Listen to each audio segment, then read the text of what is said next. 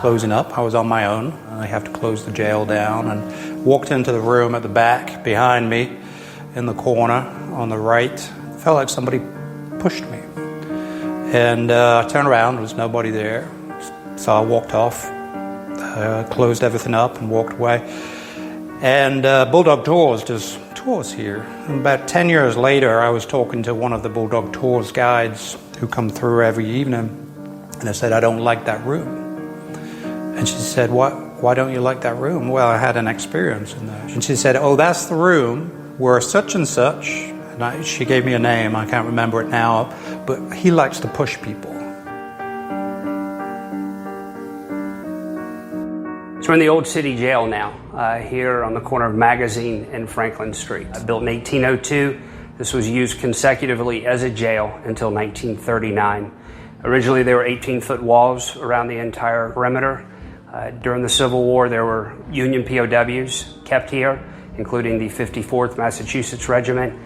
Prior to the Civil War, slaves waiting to be auctioned were kept out here in the jail yard.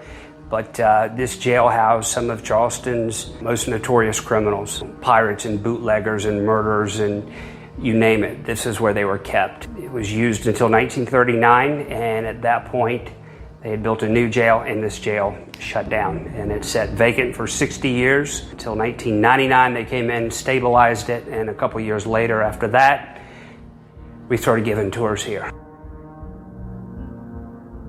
In 1998, the American College of the Building Arts bought the jail to turn into a campus. This was our home for a number of years. It was an interesting building to try and work with. It has every building material within its structure. It's got stone, it's got brick, it's got plaster, it's got metal, it's got wood. And so it was an ideal building to train people how to restore buildings.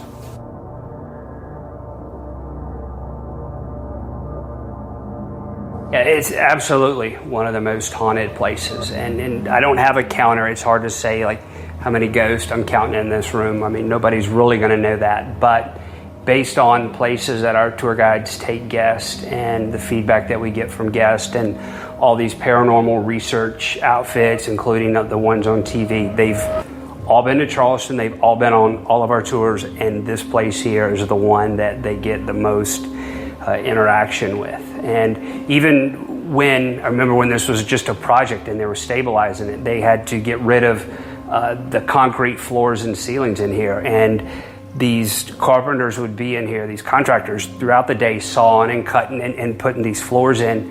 And at the end of every day, there would be 2 or 3 inches of sawdust throughout the entire building.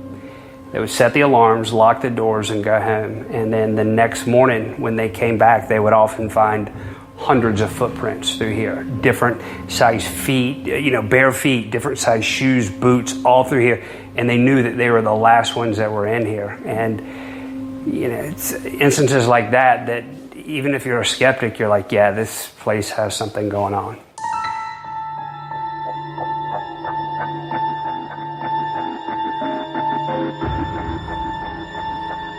So there's a story associated with this building, and it was truly the only ghost story that I knew when we started giving tours here in 2001, and had heard it my whole life. It's the story of Lavinia Fisher. The legend is that she was South Carolina's first female serial killer, and we know for a fact that she was housed here. We know for a fact that her and her husband John ran a hotel on the outskirts of Charleston called the 6 Mile Inn. The legend is that they were poisoning or killing some of their guests and burying them underneath the house. It was kind of the trial of the century, a lot of drama, a lot of sensationalized media. And every day at the courthouse, which still exists today, there were hundreds of people. People were very intrigued with Lavinia. Not only was she a female and she was charged with murder, but she was one of the prettiest ladies in town.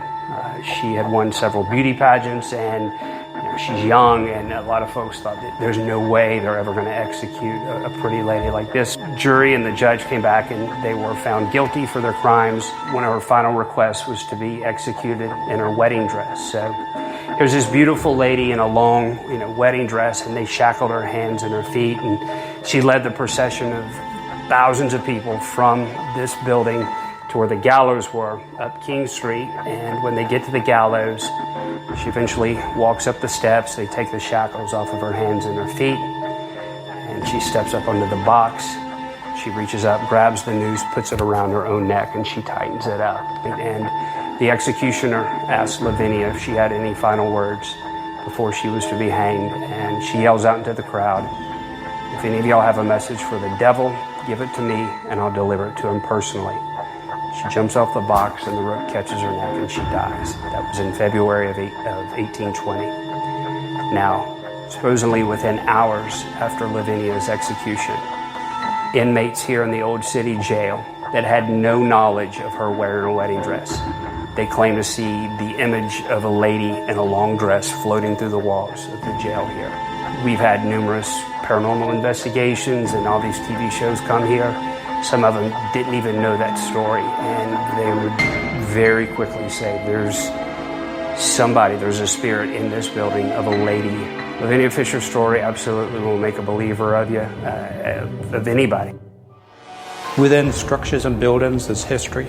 And I think that history has a palpability to it. There's something within this building that speaks to some stuff that has happened to this building.